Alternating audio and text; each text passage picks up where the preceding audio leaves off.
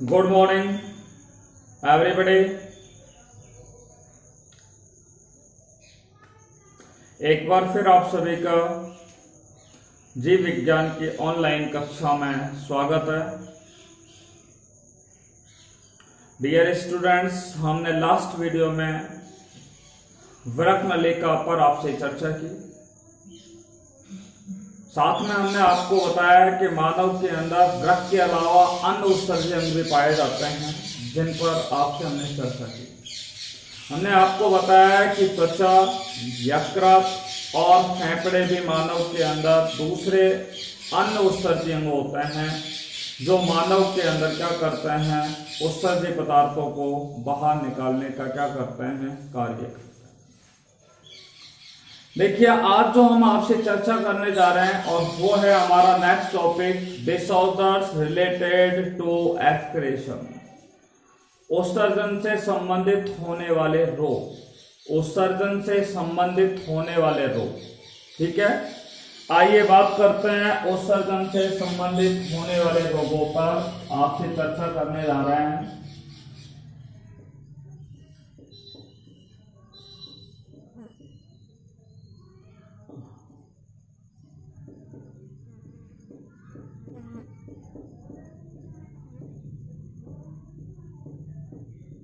हम पढ़ रहे हैं 25th chapter excretory system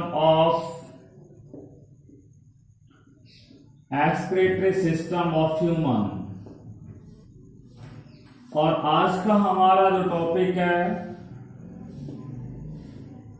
disorders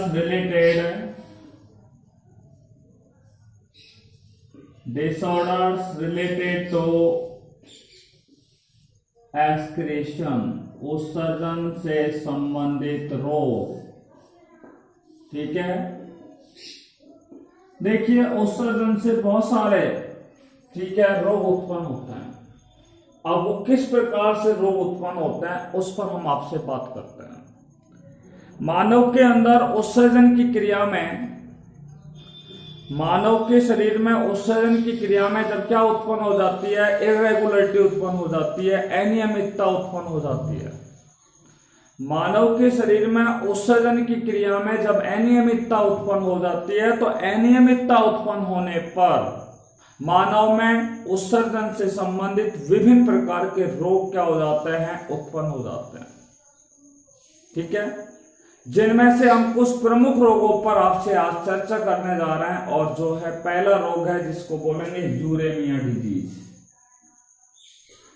uraemia रोग क्या है, आपको हम बात कर रहे हैं। यूरेमिया, MIA, हिंदी में मैं लिख रहा हूं यूरेमिया। ठीक है, सबसे पहला रोग है यूरेमिया। आइए बात करते हैं यूरेमिया रोग पर। देखिए, एक स्वस्थ जो मनुष्य होता है, ठीक है, उस स्वस्थ मनुष्य के रक्त में यूरिया की जो मात्रा होती है, ध्यान से सुनेगा, कई बार कई कॉम्पिटिटिव एग्जाम में भी आ जाता है। एक जो स्वस्थ मनुष्य होता है, वो स्वस्थ मनुष्य के रक्त में किसकी मात्रा, यूरिया की मात्रा। एक स्वस्थ मनुष्य है, उसके रक्त में यूरिया की मात्रा कितनी होती है, 10 से लेकर के 30, ठीक है, मिलीग्राम प्रति 100 ml रुधिर में होती है। 100 ml रुधिर में होती है, यानी कि मानव का 100 ml रुधिर अगर आपने लिया है, तो उसमें, उस रक्त में यूरिया की मात्रा कितनी होनी चाहिए, 10 से लेकर के 30 मिलीग्राम होनी चाहिए। ठीक है, तो ये तो एक सामान्य वैल्यू हुई, यानी कि मानव के रक्त में यूरिया की मात्रा कैसी हुई, ये एक सामान्य मात्रा हो। आप समझ रहे हो मेरी बात को। यदि किसी मनुष्य के रक्त में यूरिया की मात्रा इस 10 से लेकर के 30 मिलीग्राम से कैसी हो जाए, अधिक हो जाए, ध्यान से सुनिएगा एक बार। यदि किसी स्वस्थ मनुष्य के रक्त में यूरिया की मात्रा, सामान्य मात्रा इतनी वैल्यू है, 10 से लेकर के 30 मिलीग्राम प्रति 100 ml रुधिर में, यदि उस मनुष्य के रक्त में यूरिया की मात्रा 10 से लेकर के 30 मिलीग्राम प्रति 100 ml रुधिर से भी क्या हो जाए, अधिक हो जाए, ठीक है, तो इस प्रकार के रोग को कौन सा रोग कहा जाता है? यूरेमिया रोग कहते हैं। यूरेमिया रोग की परिभाषा हम क्या दे सकते हैं? इस तरीके से दे सकते हैं, जब किसी मनुष्य के रक्त में यूरिया की मात्रा 10 से लेकर के 30 मिलीग्राम प्रति 100 ml रुधिर से क्या हो जाए? अधिक हो जाए, तो इस प्रकार के रोग को क्या कहा जाता है? यूरेमिया रोग कहा जाता है। कौन सा रोग कहा जाता है? यूरेमिया रोग कहा जाता है। ठीक है, आपको बता दूं, ऐसे मनुष्यों के रक्त में यूरिया क्या होता है? अधिक मात्रा में क्या हो जाता है? संग्रहित हो जाता है, संचित हो जाता है। ऐसे मनुष्यों के रक्त में यूरिया की मात्रा क्या हो जाती है? अधिक मात्रा में क्या हो जाती है? संचित हो जाती है, संग्रहित हो जाती है, स्टोरेज हो जाती है।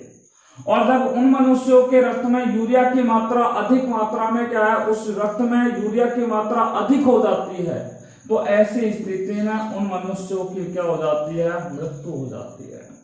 और इस प्रकार के रोग को कौन सा रोग कहा जाता है? यूरेमिया रोग कहते हैं। तो यूरेमिया रोग में आपको दो बातें याद रखनी है। फर्स्ट वन, कि एक स्वस्थ मनुष्य में यूरिया की मात्रा कितनी होती है? तो 10 से लेकर के 30 मिलीग्राम प्रति 100 ml रुधिर में होती है।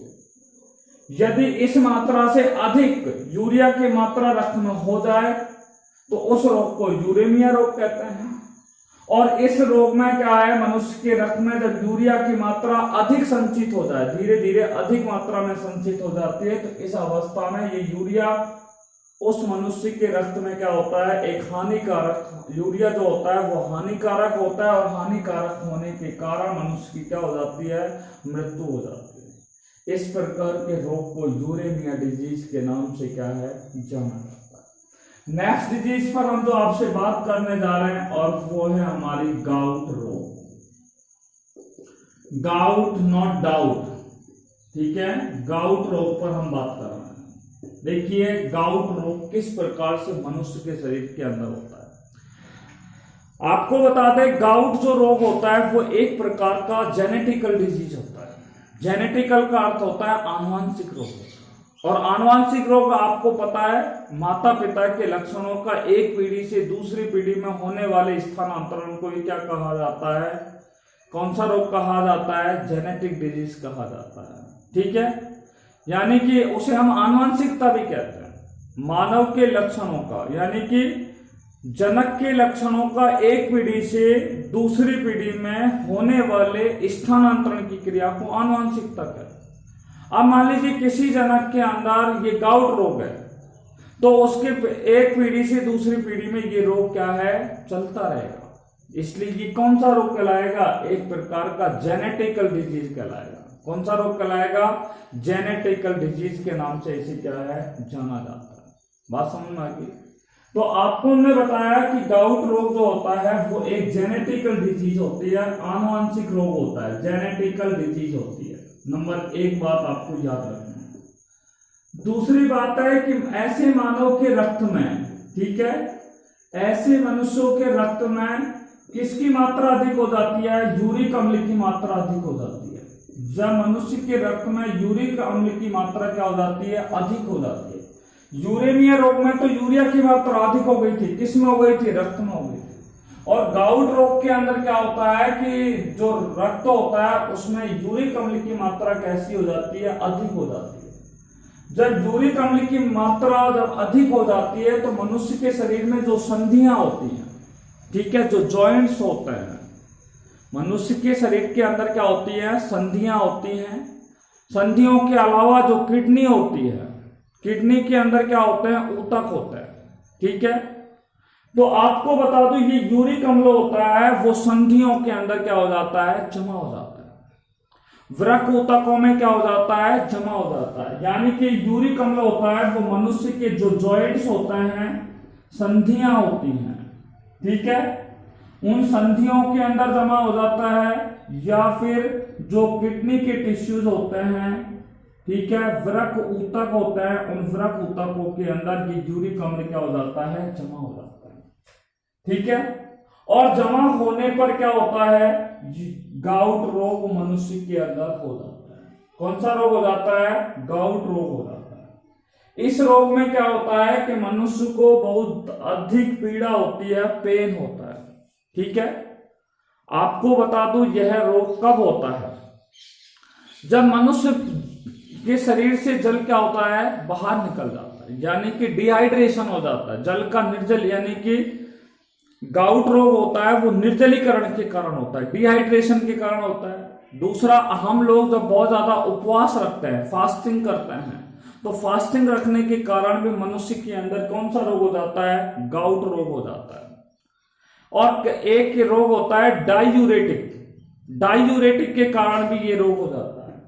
गाउट रोग किन किन के कारण होता है, उपवास के कारण होता है, निर्जलीकरण के द्वारा होता है और डायूरेटिक के कारण होता है। ठीक है, तो ये गाउट रोग होने के कारण मैंने आपको बता दिया। गाउट रोग 3 कारणों से होता है, जब मनुष्य के शरीर से जल बाहर निकल जाता है अर्थात निर्जलीकरण हो जाता है, डिहाइड्रेशन हो जाता है, जब आप लोगों के क्या होता है, वोमिटिंग होती है, ठीक है, लूज मोशंस होता है, तो बहुत अधिक होने पर क्या होता है, जल आपके शरीर से बाहर निकल जाता है, जिससे आप में गाउट रोग होने की क्या रहती है, संभावना। या आप लोग बहुत ज्यादा फास्टिंग करते हैं या फिर डायूरेटिक के कारण भी ये रोग गाउट रोग होता है। आनुवांशिक रोग होता है, इस रोग में मैंने बताया कि ऐसे मनुष्यों के रक्त में यूरिक अम्ल की मात्रा क्या हो जाती है, अधिक हो जाती है। ऐसे मनुष्यों के रक्त में यूरिक अम्ल की मात्रा अधिक हो जाती है, जिसके फलस्वरूप यह यूरिक अम्ल उन मनुष्यों की संधियों में या उनके वृक्क ऊतकों के अंदर ये यूरिक अम्ल क्या हो जाता है, जमा हो जाता है। यानी कि रक्त में यूरिक अम्ल की मात्रा अधिक हुई और अधिक होती है, तो आपको पता है कि वो यूरिक अम्ल जो होता है वो मनुष्य की जो संधियां होती हैं उन संधियों में या फिर वृक्क ऊतक होते हैं उनमें क्या हो जाता है, जमा हो जाता है। इस प्रकार के रोग को कौन सा रोग कहा जाता है, गाउट रोग कहा जाता है। ठीक है, I think all of you understand about the gout disease. Next रोग पर हम बात कर रहे हैं, किडनी स्टोन डिजीज पर आपसे बात कर रहे हैं। Kidney stone disease, kidney stone disease जिसको हम बोलते हैं वृक्क पथरी रोग। कौन से रोग के नाम से जानते हैं, वृक्क पथरी रोग के नाम से जानते हैं। देखिए आइए, किडनी स्टोन रोग किस कारण से मनुष्य के अंदर होता है। देखो बेटा, मैंने अभी आपको बताया कि मानव के रक्त में यूरिक अम्ल की मात्रा क्या हो जाती है, बढ़ जाती है। किसकी मात्रा बढ़ जाती है, यूरिक अम्ल की मात्रा बढ़ जाती है। तो यूरिक अम्ल की मात्रा किस में बढ़ी, रक्त के अंदर बढ़ी। जब रक्त में यूरिक अम्ल की मात्रा बढ़ जाएगी तो यूरिक अम्ल के क्या होते हैं, क्रिस्टल होते हैं। यूरिक अम्ल के क्रिस्टल कौन कौन से होते हैं मैं आपको बता दूं। यूरिक अम्ल का एक क्रिस्टल का नाम होता है कैल्शियम कार्बोनेट। क्या होता है, कैल्शियम कार्बोनेट होता है। दूसरा होता है कैल्शियम ऑक्जिलेट, कैल्शियम ऑक्जिलेट। एक होता है कैल्शियम कार्बोनेट, दूसरा होता है कैल्शियम ऑक्जिलेट। बात समझ आ रही है। तो यूरिक अम्ल के क्रिस्टल हो गए, कैल्शियम कार्बोनेट हो गया, कैल्शियम ऑक्जिलेट हो गया। फास्फेट लवण होता है। कौन से लवण होते हैं, फास्फेट लवण। ठीक है, ये यूरिक अम्ल के क्या है, क्रिस्टल है।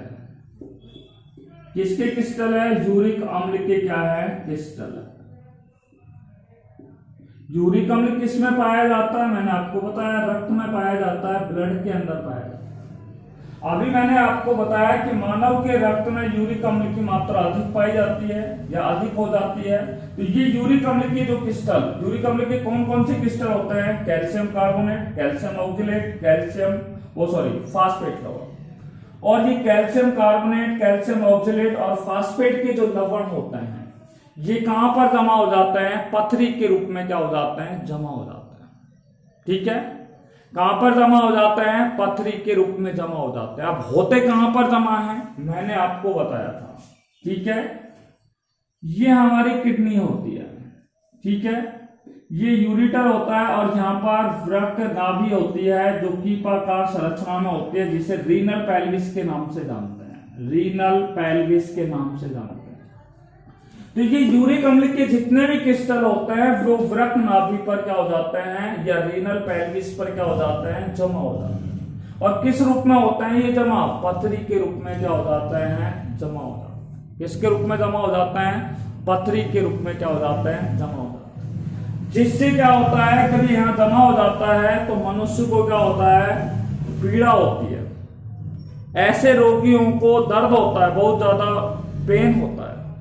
दर्द के अलावा जब वो मूत्र त्यागते हैं तो मूत्र त्यागते समय भी उनको क्या आती है, कठिनाई आती है, उनको परेशानी। तो मूत्र त्यागते समय कठिनाई या परेशानियां जो आती हैं वो भी किसके कारण आती है, किडनी स्टोन के कारण। तो जब मानव के रक्त में यूरिक अम्ल की मात्रा बढ़ जाती है, यूरिक अम्ल के जो क्रिस्टल होते हैं कौन कौन से, कैल्शियम कार्बोनेट, कैल्शियम ऑक्सलेट और फास्फेट के जो लवण होते हैं, ये यूरिक अम्ल के सभी क्रिस्टल वृक्क नाभि पर क्या हो जाते हैं, पथरी के रूप में जमा हो जाते हैं, जिससे मनुष्य को क्या होता है, दर्द होता है, पेन महसूस होता है, साथ में उन्हें मूत्र त्यागते समय ठीक है परेशानी या कठिनाई होती है। इस प्रकार के रोग को किडनी स्टोन रोग या इसे वृक्क पथरी रोग के नाम से क्या है, जाना जाता है। किस रोग के नाम से जाना जाता है, वृक्क पथरी रोग के नाम से जाना जाता है। ठीक है, तो आपको वृक्क पथरी आपको पता लगा है कि मानव के अगर किडनी में पथरी होती है तो किस कारण से होती है, यूरिक अम्ल के कारण। और यूरिक अम्ल के क्रिस्टल जो होते हैं वो वृक्क नाभि पर क्या है, पथरी के रूप में क्या हो जाते हैं, जमा हो जाते हैं। और जमा होने पर मनुष्य को या रोगी को दर्द महसूस होता है, साथ में मूत्र त्यागते समय उन्हें क्या होती है, परेशानी होती है। देखिए अगली जो हम बीमारी पढ़ाने जा रहे हैं बहुत ही इंपॉर्टेंट डिजीज है, जिस पर हम आपसे चर्चा करेंगे, जिसका नाम है ब्राइट रोग या उसका दूसरा नाम है नेफ्राइटिस रोग। ठीक है, और इसी रोग का हम कई और नामों से भी जाने जाता है, इडीमा रोग के नाम से भी जानते हैं, या इस रोग को हम ड्रॉप्सी डिजीज के नाम से भी क्या है, जाना जाता है। आइए बात करते हैं ब्राइट डिजीज के बारे में। ठीक है, देखिए ब्राइट डिजीज, ब्राइट रोग या इसका अभी मैं नाम लिख रहा हूं, दूसरा है नेफ्राइटिस रोग, नेफ्राइटिस रोग। ठीक है, ब्राइट डिजीज, ठीक है, या नेफ्राइटिस डिजीज के नाम से भी इसे क्या है, जाना जाता है। और इसका नेफ्राइटिस डिजीज के बाद इसे किस नाम से जाना जाता है, इडीमा रोग के नाम से। इडीमा नहीं बोले तो इस रोग का एक दूसरा नाम है ड्रॉप्सी रोग के नाम से, ड्रॉप्सी डिजीज के नाम से भी इसे क्या है, जाना जाता है। आइए बात करते हैं ब्राइट रोग के बारे में कि ब्राइट रोग क्या है। ठीक है, तो उस ब्राइट रोग के ऊपर हम आपसे चर्चा करने जा रहे हैं। देखिए ये रोग किस कारण से होता है। ब्राइट रोग या नेफ्राइटिस जो रोग होता है वो एक विशेष प्रकार के जीवाणु के संक्रमण से होता है। ठीक है, स्पेशल टाइप ऑफ बैक्टीरिया, ठीक है, infected by the special type of bacteria. Such type of disease will be takes place in human body. जब मानव के शरीर में एक विशेष प्रकार के जीवाणु का क्या हो जाता है, संक्रमण हो जाता है, उस जीवाणु का नाम होता है स्ट्रेप्टोकोकाई जीवाणु। ठीक है, देखिए ब्राइट रोग या नेफ्राइटिस जो रोग होता है वो स्ट्रेप्टोकोकाई नाम का एक जीवाणु होता है। स्ट्रेप्टोकोकाई नाम का क्या होता है, एक जीवाणु होता है। और स्ट्रेप्टोकोकाई नामक जो जीवाणु होता है, कौन सा जीवाणु, स्ट्रेप्टोकोकाई नाम का जो जीवाणु होता है, ठीक है, इसका संक्रमण कहाँ होता है, इसका संक्रमण जो होता है मैं आपको बता दूं, आपने नेफ्रॉन की संरचना या वृक्क नलिका की संरचना पढ़ी थी। इसको हम कहते हैं मेलपीजियन काय के नाम से जाना जाता है। इसके दो भाग होते हैं, एक को बोलते हैं बॉमन कैप्सूल और दूसरे को बोला जाता है ग्लोमेरुलस के नाम से जाना जाता है। ये होता है ग्लोमेरुलस। ठीक है, तो नेफ्राइटिस रोग के कैसे होता है, मैंने आपको बताया जब मानव के अंदर स्ट्रेप्टोकोकाई जीवाणु का क्या हो जाता है, संक्रमण हो जाता है। इस जीवाणु का संक्रमण कहां हो जाता है कि नेफ्रॉन के अंदर ये क्या होता है, ग्लोमेरुलस होता है। नेफ्रॉन की संरचना में ये संरचना कौन सी होती है, ग्लोमेरुलस होता है। और इस ग्लोमेरुलस के अंदर क्या हो जाता है, जब संक्रमण हो जाता है तो ग्लोमेरुलस की जो भित्तियां होती है, ये भित्तियां होती हैं, इन ग्लोमेरुलस की भित्तियों में क्या उत्पन्न हो जाती है, यहाँ पे इन ग्लोमेरुलस की भित्तियों में क्या आ जाती है, सूजन आ जाती है। ग्लोमेरुलस की भित्तियों में क्या आ जाती है, सूजन आ जाती है। ठीक है, और सूजन आ जाती है तो ये झिल्ली जो होती है ग्लोमेरुलस की, ये कैसी हो जाती है, अधिक पारगम हो जाती है। सूजन आने के कारण ये ग्लोमेरुलस की जो झिल्ली होती है वो कैसी हो जाती है, अधिक पारगम हो जाती है। कैसी हो जाती है, पारगम हो जाती है, परमेबल हो जाती है। और जब पारगम हो जाती है तो इस झिल्ली से क्या होता है कि जो रक्त होता है, रक्त में खासतौर से आरबीसी होती है। ठीक है, आरबीसी और प्रोटीन जो होते हैं वो छन करके कहां चले जाते हैं, ग्रीवा में चले जाते हैं, ग्रीवा से समीपस्थ कुंडलित नलिका में चले जाते हैं, समीपस्थ कुंडलित नलिका से हैंडले लूप में चले जाते हैं, दूरस्थ कुंडलित नलिका में, फिर संग्रह नलिका में, और कई बार मानव के शरीर से क्या कर दिया जाता है, उन्हें मूत्र मार्ग के द्वारा बाहर निकल जाता है। यानी कि मूत्र वाहिनियों से मूत्राशय में, मूत्राशय से मूत्र मार्ग द्वारा उन्हें क्या कर दिया जाता है, बाहर निकाल दिया जाता है। तो स्ट्रेप्टोकोकाई जो जीवाणु होता है उनका क्या होता है, संक्रमण होता है। कहाँ होता है, नेफ्रॉन के ग्लोमेरुलस में होता है, जिससे ग्लोमेरुलस की जो भित्तियां होती हैं उनमें क्या आ जाती है, सूजन आ जाती है। सूजन आने के कारण ये ग्लोमेरुलस की जो झिल्ली होती है, ठीक है, इनके अंदर पारगम्यता क्या हो जाती है, बढ़ जाती है। पारगम्यता बढ़ने के कारण इनमें से जो रुधिर होता है, आरबीसी और प्रोटीन जो होते हैं, ये आरबीसी और प्रोटीन भी क्या है, छन करके, ठीक है, निस्पंद में क्या है, आ जाते हैं। आरबीसी और प्रोटीन भी छन करके किस में आ जाते हैं, निस्पंद में आ जाते हैं।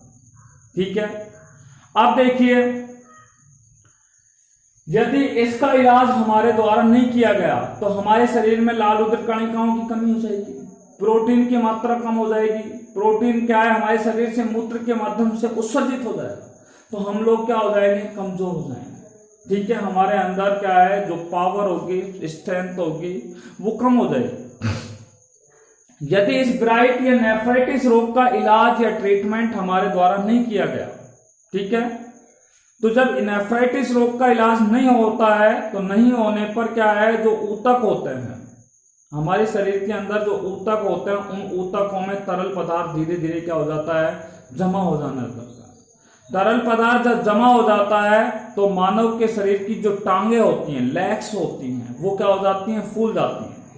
और टांग जब फूल जाती हैं तो इस रोग को क्या कहा जाता है, ईडिमा या ड्रॉप्सी रोग कहा जाता है। इसलिए मैंने आपको जब नेफ्राइटिस रोग लिखा था तो मैंने आपको यही बोला था कि नेफ्राइटिस रोग का इलाज नहीं होने पर, नेफ्राइटिस रोग का जब इलाज नहीं होता है तो मानव के ऊतकों में तरल पदार्थ जमा हो जाता है। तरल पदार्थ जमा होने पर उन मनुष्यों की टांगों में, टांगे जो होती हैं, लेग्स होती हैं, वो क्या हो जाते हैं, फूल जाते हैं। और फूलने पर मनुष्य में एक विशेष प्रकार का रोग हो जाता है जिसे एडिमा या उसे ड्रॉप्सी रोग के नाम से क्या है, जाना जाता है। बोलिए, ब्राइटिस या नेफ्राइटिस रोग में आपको कोई प्रॉब्लम हो तो आप मेरे से पूछ सकते हैं। आपसे सवाल पूछा जा सकता है, इडिमा रोग क्या है या ड्रॉप्सी रोग क्या है।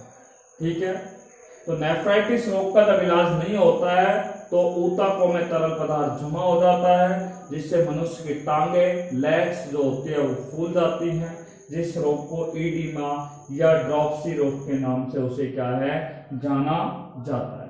क्लियर बात। देखिए, अब तक हम आपको उत्सर्जन से संबंधित 4 रोगों पर आपसे क्या कर चुके हैं, चर्चा कर चुके हैं। नेक्स्ट डिजीज पर हम आपसे चर्चा करने जा रहे हैं, देखिए, और उस रोग का नाम आपको बताने जा रहे हैं, ध्यान से सुनिएगा।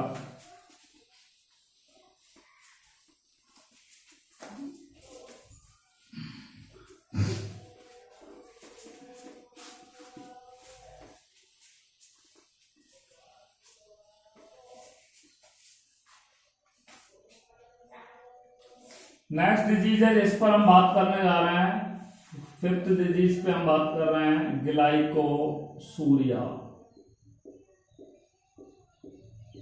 ग्लाइकोसूरिया नहीं बोले तो इस रोग का एक दूसरा नाम है जिसे बोलते हैं डायबिटीज। डायबिटीज मेलाइटिस, मेलाइटिस रोग के नाम से भी इसे जाना जाता है। किस रोग के नाम से जाना जाता है? डायबिटीज मेलाइटिस रोग के नाम से इसे क्या है? जाना जाता है। देखिए डायबिटीज मेलाइटिस रोग या ग्लाइकोसूरिया रोग क्या है, ठीक है, इस पर हम आपसे बात कर रहे हैं।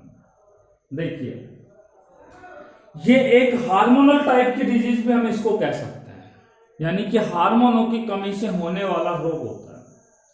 क्या होता है कि मनुष्य में क्या है, अग्नाशय ग्रंथि होती है, पैनक्रियाज ग्लैंड होती है, और उस पैनक्रियाज ग्लैंड के द्वारा पैनक्रियाज की जो कोशिकाएं होती हैं, अग्नाशय जो ग्रंथि होती है, उसमें 3 प्रकार की कोशिका पाई जाती है, अल्फा, बीटा और डेल्टा कोशिका। अल्फा कोशिकाएं जो होती हैं उनसे ग्लूकागोन हार्मोन का स्रावन होता है, बीटा कोशिकाओं से इंसुलिन हार्मोन का स्रावन होता है। जब मनुष्य के शरीर के अंदर इंसुलिन हार्मोन की मात्रा बहुत कम मात्रा में अगर उसका निर्माण हो, जब इंसुलिन हार्मोन की मात्रा कैसी बनती है, मनुष्य के शरीर में कम हो जाती है, ठीक है, यानी कि अग्नाशय ग्रंथि की बीटा कोशिकाओं के द्वारा जब इंसुलिन हार्मोन का निर्माण कैसा हो जाता है, कम हो जाता है, ठीक है। तो जब मनुष्य में इंसुलिन हार्मोन की मात्रा कैसी हो जाती है, कम हो जाती है, तो क्या होता है, मनुष्य के मूत्र में इंसुलिन हार्मोन की मात्रा क्या हो जाती है, कम हो जाती है। तो मनुष्य का जो मूत्र होता है, यूरिन होता है, उस यूरिन में किसकी मात्रा बढ़ जाती है, शर्करा की, शुगर की मात्रा क्या हो जाती है, बढ़ जाती है। शर्करा की मात्रा क्या हो जाती है, मूत्र में शर्करा की मात्रा क्या हो जाती है, बढ़ जाती है। बात समझ में आ रही है? मूत्र में जब शर्करा की मात्रा बढ़ जाती है तो ऐसी स्थिति में जो मनुष्य होता है, ठीक है, जो रोगी मनुष्य होता है, उस रोगी मनुष्य में मूत्र उत्सर्जन की जो दर होती है वो क्या हो जाती है, बढ़ जाती है। अर्थात ऐसा मनुष्य जो होता है वो बार बार मूत्र त्यागने के लिए जाता है, ठीक है, बहुत ही 1 घंटे में जैसे 5 से 6 बार, यानी कि वो इस तरीके से मूत्र त्यागने के लिए क्या है, चला जाता है। अर्थात मनुष्य जो होता है वो मूत्र उत्सर्जन के लिए, मूत्र त्यागने के लिए कैसे जाता है, बार बार जाने लगता है। जिस रोग को हम डायबिटीज मेलाइटिस रोग या इस रोग को ग्लाइकोसूरिया रोग के नाम से जाना जाता है। ग्लाइकोसूरिया रोग मैंने आपको बता दिया, जब मनुष्य के अंदर इंसुलिन हार्मोन की मात्रा कैसी हो जाती है, कम हो जाती है।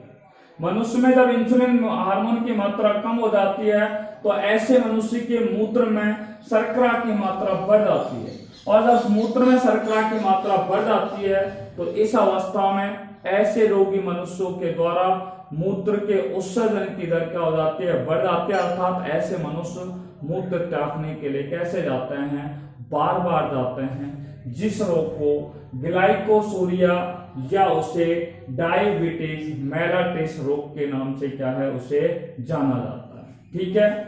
देखिए अगला रोग है जो बहुत ही सिंपल रोग है, जिसको बोलते हैं डिसयूरिया। डिसयूरिया रोग के बारे में आपसे चर्चा करने जा रहे हैं, ठीक है। ये डिसयूरिया रोग कब होता है मनुष्य में, ठीक है। देखिए इसकी एक इंपॉर्टेंट बात है जिसको मैं बताऊं, इस रोग में क्या होता है कि मनुष्य जो होता है वो मूत्र त्यागने जाता है, ठीक है। जब वो मूत्र त्यागता है तो त्यागते समय उन्हें क्या होता है, दर्द होता है। मनुष्य को यदि मूत्र त्यागते समय दर्द महसूस हो तो उस रोग को ही क्या कहा जाता है, डिसयूरिया रोग कहा जाता है, ठीक है। अर्थात इस प्रकार के रोग में, ठीक है, रोगी जब मूत्र त्यागने जाता है तो त्यागते समय उन्हें दर्द महसूस हो तो इस प्रकार के रोग को क्या कहा जाता है, डिसयूरिया के नाम से जाना जाता है। अर्थात इस रोग में मनुष्य को मूत्र त्यागते समय दर्द होता है, जिसे डिसयूरिया के नाम से जाना जाता है। किस नाम से जाना जाता है, डिसयूरिया के नाम से जाना जाता है। देखिए डिसयूरिया के बाद आता है नेक्स्ट रोग जिसको हम बोलते हैं पॉलीयूरिया। देखिए पॉलीयूरिया पर आपसे बात करने जा रहे हैं। पॉली का अर्थ होता है मैनी, यूरिया का अर्थ यहाँ पे यूरिया नहीं होगा, यहाँ पे होगा मूत्र, ठीक है। पॉली का अर्थ होता है मैनी, यूरिया का अर्थ होता है मूत्र, अर्थात मनुष्य जो होता है वो मूत्र त्यागने के लिए बार बार जाता है, बहुत बार जाता है, अनेक बार जाता है, जिसे कहते हैं पॉलीयूरिया, या इसे हिंदी में एक नाम से जाना जाता है, इस रोग को बहुमूत्रता रोग के नाम से जानते हैं, बहुमूत्रता रोग के नाम से जाना जाता है। बहुमूत्रता या पॉली रोग, पॉलीयूरिया रोग किसे कहते हैं, ठीक है। अब पॉलीयूरिया रोग होता कैसे आपको मैं बता दूं। मानव के वृक्क में क्या पाई जाती है, 10 से 12 लाख पतली कुंडलित नलिका के समान संरचनाएं पाई जाती हैं, जिन्हें क्या कहा जाता है, जिन्हें कहा जाता है नेफ्रॉन। अर्थात मनुष्य के वृक्क में क्या पाए जाते हैं, नेफ्रॉन पाए जाते हैं। क्या पाया जाता है, नेफ्रॉन पाए जाते हैं। और जब नेफ्रॉन के द्वारा जल का पुनर्अवशोषण न हो, नेफ्रॉन यदि जल का पुनर्अवशोषण न कर पाए, जल का क्या नहीं कर पाए भैया, पुनर्अवशोषण नहीं हो, यानी कि हम कह सकते हैं कि नेफ्रॉन के द्वारा जब जल का पुनर्अवशोषण न हो, नेफ्रॉन के द्वारा जब जल का पुनर्अवशोषण न हो, तो पुनर्अवशोषण जब नहीं होता है तो ऐसी स्थिति में मनुष्य में मूत्र का आयतन, ऐसी स्थिति में जल का पुनर्अवशोषण नहीं होगा तो इस स्थिति में क्या होगा, मनुष्य में मूत्र का जो आयतन होगा या मूत्र की मात्रा होगी, मूत्र का आयतन में बोले तो उसकी जो क्वांटिटी होगी, मात्रा होगी, ठीक है। नेफ्रॉन के द्वारा जल का पुनर्अवशोषण नहीं हो रहा है, जल का जब पुनर्अवशोषण रीअब्जॉर्प्शन नहीं होता है तो मूत्र का आयतन क्या हो जाता है या उसकी मात्रा क्या हो जाती है, बढ़ जाती है। और बढ़ जाती है तो मनुष्य क्या होता है, बार बार मूत्र त्यागने के लिए क्या है, जाता है। और जब मनुष्य मूत्र त्यागने के लिए बार बार अगर जाता है, ठीक है, बार बार मूत्र त्यागने के लिए जाता है तो इसलिए इस रोग को क्या कहा जाता है, बहुमूत्रता रोग के नाम से इसे क्या है, जाना, किस नाम से जाना जाता है, बहुमूत्रता, ठीक है। तो आपको बता दिया पॉलीयूरिया रोग या बहुमूत्रता रोग, इस रोग में जब मनुष्य के नेफ्रॉन जल का पुनर्अवशोषण नहीं कर पाते हैं तो मनुष्य में मूत्र का आयतन या मात्रा बढ़ जाती है। मनुष्य के मूत्र का आयतन या मात्रा बढ़ने पर ऐसे मनुष्य बार बार मूत्र त्यागने के लिए जाते हैं, जिस रोग को पॉलीयूरिया रोग या बहुमूत्रता रोग के नाम से क्या है, जाना जाता है, ठीक है। देखिए इसके बाद हम बात करते हैं नेक्स्ट रोग पर, 8वां रोग है जिसको हम बोलते हैं सिस्टिस रोग के नाम से जाना जाता है, सिस्टिस,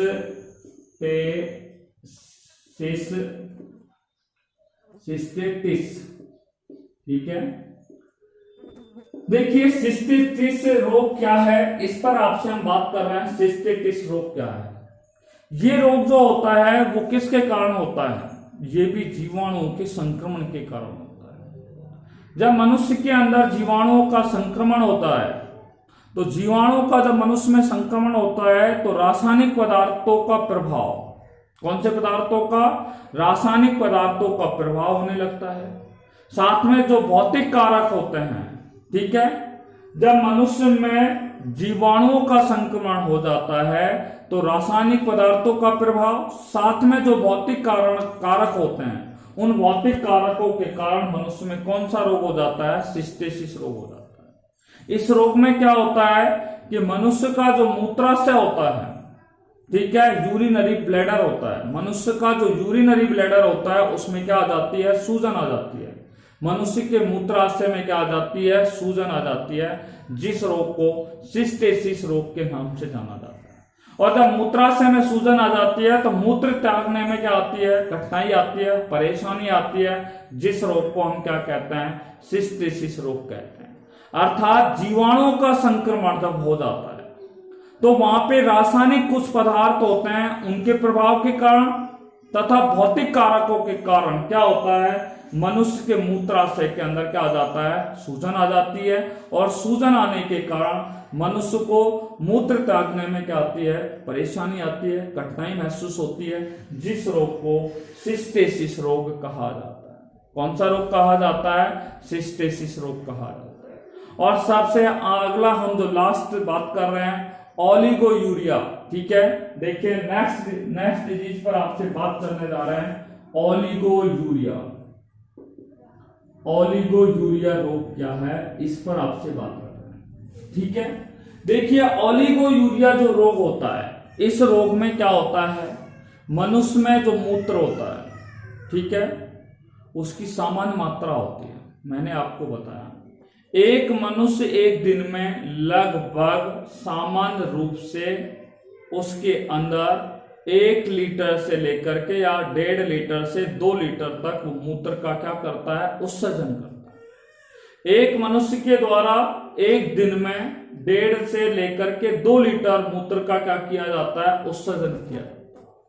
या हम कह सकते हैं एक मनुष्य में 24 घंटे के अंदर 1.5 से लेकर के 2 लीटर मूत्र का क्या होता है, निर्माण होता है। अब मान लीजिए उस मनुष्य के अंदर 1.5 से लेकर के 2 लीटर मूत्र का निर्माण न हो और उसमें मात्र पूरे 24 घंटे के अंदर 200 ml या 300 ml मूत्र का ही निर्माण हो, यानी कि सामान्य से कम मात्रा में मूत्र का क्या हो, निर्माण हो, तो उस रोग को क्या कहा जाता है, ओलिगो यूरिया के नाम से जाना जाता है। अर्थात जब मनुष्य में मूत्र की मात्रा सामान्य से कम मात्रा में अगर बने, सामान्य से कम मात्रा में निर्मित हो या बने, तो उसे क्या कहा जाता है, उस प्रकार के रोग को ओलिगो यूरिया रोग के नाम से जाना जाता है। देखिए, just till now we have studied about 9 more important disease related to excretion. ठीक है, एक बार हम इन 9 डिजीज को संक्षिप्त में एक बार आपको बता दें। नंबर 1, यूरेमिया रोग। यूरेमिया रोग में मैंने आपको बताया कि जब मनुष्य में, ध्यान से सुनना, जब मनुष्य के रक्त में यूरिया की मात्रा 10 से लेकर के 30 मिलीग्राम से अधिक हो जाए, तो इस प्रकार के रोग को यूरेमिया रोग कहते हैं। और इस रोग में क्या होता है, जब यूरिया का अधिक मात्रा में, यूरिया जब रक्त में अधिक मात्रा में संचित हो जाती है, तो मनुष्य की क्या हो जाती है, मृत्यु हो जाती है। दूसरा रोग मैंने आपको बताया था गाउट रोग। गाउट रोग निर्जलीकरण के कारण, उपवास के कारण या डायूरेटिक कारणों से क्या होता है, ये रोग उत्पन्न होता है। ये एक जेनेटिकल रोग होता है। इस रोग में क्या होता है, मनुष्य का जो यूरिक अम्ल होता है, मनुष्य के रक्त में यूरिक अम्ल की मात्रा क्या हो जाती है, अधिक हो जाती है।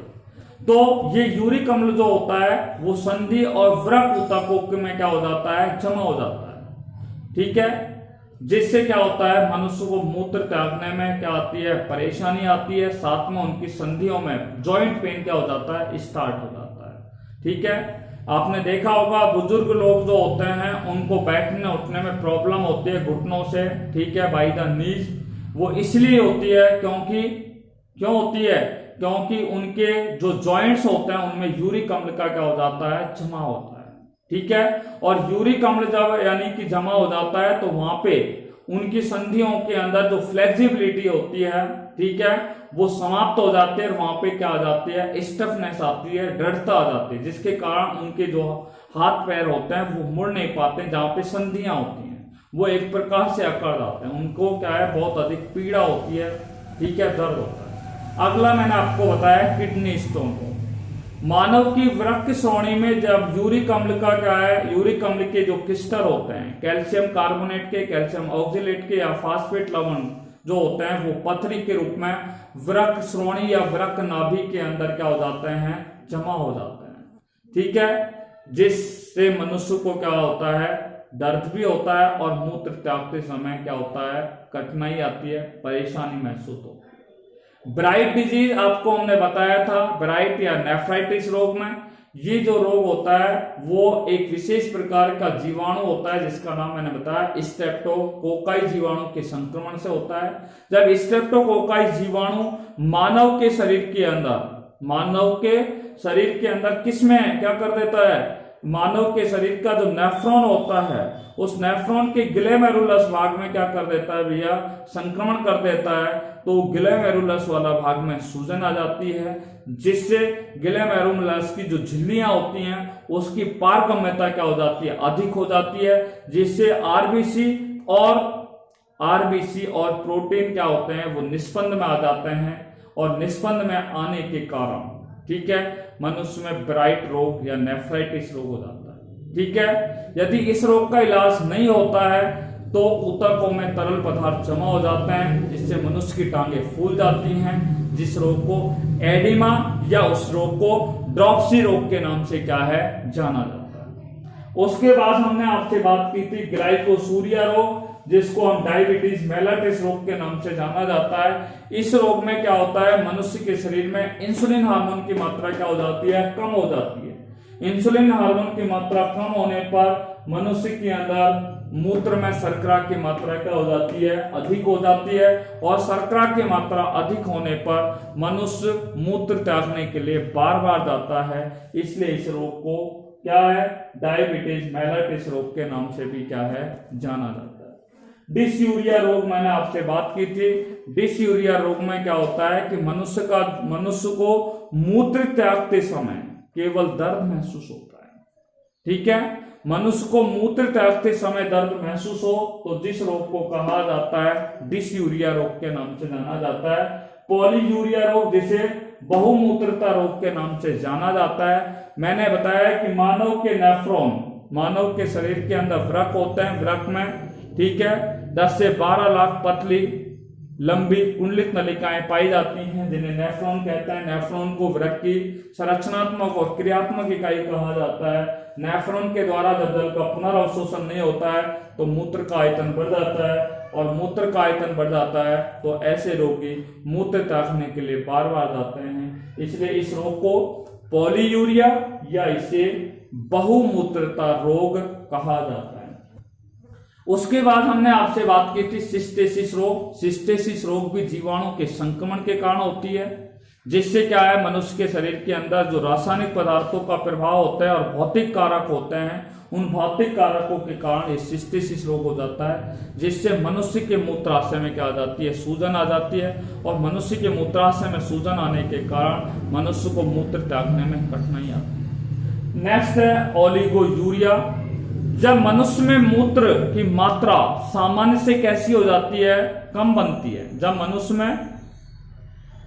मनुष्य में मूत्र का निर्माण सामान्य से कैसा हो, कम हो, तो इस प्रकार के रोग को ओलिगोयूरिया रोग के नाम से क्या है जाना जाता है।